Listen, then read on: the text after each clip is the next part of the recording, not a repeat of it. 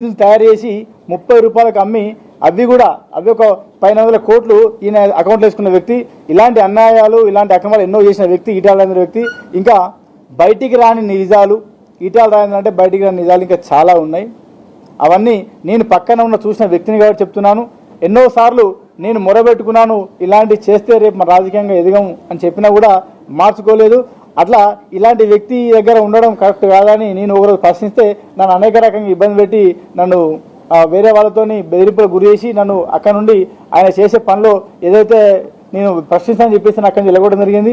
ఆ తర్వాత నేను చాలాసార్లు కొన్ని ప్రెస్ మీడియా కూడా చెప్పాను, అవి బయటికి ఎక్కువ రాలేకపోయాను. ఎందుకంటే ఆయన అధికారం ఉన్నాడు కాబట్టి ఆయన అధికార బలంతో వాళ్ళందరినీ ఆఫ్ చేసిండు. సో మాతో కూడా మా మిత్రులు కూడా చాలా మంది ఇబ్బంది పడే వ్యక్తులు ఉన్నారు. నేను స్పెసిఫిక్గా చెప్పేది అంటే ఈటెల రాజేందర్ అనే వ్యక్తి మా ప్రాంతంలో అనేక మంది దళితులను కానీ కుల సంఘాలను కానీ మహిళలను కానీ చాలా వేధింపు గురేసి చాలా ఇబ్బంది పెట్టిన వ్యక్తి. గతంలో చూసుకుంటే అయితే ఒక ఎంపీటీసీని కూడా చంపించిన వ్యక్తి, నేర చరిత్ర ఎక్కువ ఉన్న వ్యక్తి ఈటెల రాజేందర్.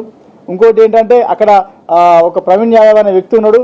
అతను కూడా ఈయనకు అనుకూలంగా హాస్పిటల్లో పనిచేస్తున్న డాటా అయితే ఏది ఇవ్వలేదో దానికి సంబంధించిన ఆ డాటా ఇవ్వకపోతే అతన్ని కూడా పోలీసు వాళ్ళకి చెప్పించి ఇరికించి కొట్టిపించి అనేక రకంగా ఇబ్బంది పెట్టి చంపించిన ఘనత ఉన్న ఈటెల రాజేందర్ గారికి. దయచేసి మీ అందరికీ ఒకటే చెప్తున్నాను, ఈ మల్కాజ్గిరి అయితే మీరు అర్థం చేసుకునే విషయం ఏంటంటే ఇక్కడ కీలకంగా ఉన్న నాయకులందరికీ చెప్తున్నది ఏంటంటే ఈటెల రాజేందర్ మాయ మాటలు మీరు నమ్మొద్దు. ఈటెల రాజేందర్ అనే వ్యక్తి చాలా కిరాతకుడు. ఎందుకంటే అతని దగ్గర కీలకంగా నేను ఉన్న వ్యక్తిని కాబట్టి చెప్తున్నాను. ఆయన మాటలకు మీరు మోసపోకండి. ఇది మీకు ఎవిడెన్స్ సహా ఇంకా చాలా ఉన్నాయి. అంటే మనకి ఇప్పుడు ప్రతి దానికి ఆధారాలు కావాలి కాబట్టి మా దగ్గర చాలా కష్టపడి సంపాదించిన ఆధారాలు ఉన్నాయి. అవి కొన్ని మీకు మీ మీడియా వాళ్ళకి వీడియో పంపిస్తాను, మీరే చూడండి అని ఎలాంటి వ్యక్తి అనేది. ఇతను ఇప్పుడు బీజేపీ పార్టీ పోని కారణం మెయిన్ ఏంటంటే ఈ స్కీమ్ నుండి తప్పించుకోవడానికి అమిత్ షా దగ్గరికి వెళ్ళి అతని కాళ్ళ మీద పడి అతని దగ్గర ఈరోజు పదవి తెచ్చుకొని ఈ జైనింగ్ కమిటీ అని ఒకటి తెచ్చుకొని ఈరోజు అనేక రకంగా జైనింగ్ కమిటీ అని చెప్పేసి ఒక్కరు కూడా జైన్ చేయకుండా బీజేపీ పార్టీ కండ కప్పుకొని బీజేపీ పార్టీలో పోయిన వ్యక్తి కిరాతకుడు ఇవ్వాలంటే ఈటెల రాజేందర్ వ్యక్తి. ఇలాంటి వ్యక్తిని మీరు ఇలాంటి మాయ మాటలు ఇలాంటి మోసపోయే మాటలు ఈ మల్కాజ్గిరి ప్రజలు నమ్మద్దని మేము ఇక్కడ రావడం ముఖ్య కారణం ఏంటంటే మా దగ్గర మాకు చేసిన అన్యాయం, మమ్మల్ని పెట్టిన ఇబ్బంది, ఆయన గెలిచిన తర్వాత ఇక్కడ మల్కాజ్గిరిలో సెంటు భూమి కూడా మిలేది.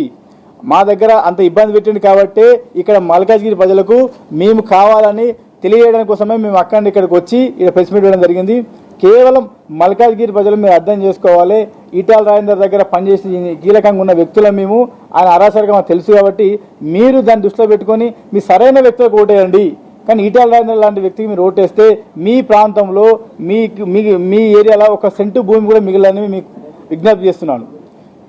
మీకు డౌట్ రావచ్చు, ఇన్ని రోజులు మీరు ఎక్కడికి వెళ్ళి ఇప్పుడే ఎందుకు వచ్చిళ్ళు, మీరు ఇప్పుడు ఎందుకు మాట్లాడుతున్నాను. ఇన్ని రోజులు మేము ఎందుకు భయపడి దాచుకున్నామంటే ఆర్థికంగా కానీ డబ్బు పరంగా కానీ పవర్ పరంగా కానీ ఈటెల రాజేందర్ ఒక స్థాయిలో ఉన్న వ్యక్తి. ఆయన తలుచుకుంటే మమ్మల్ని చీమని నలిపేస్తాడు.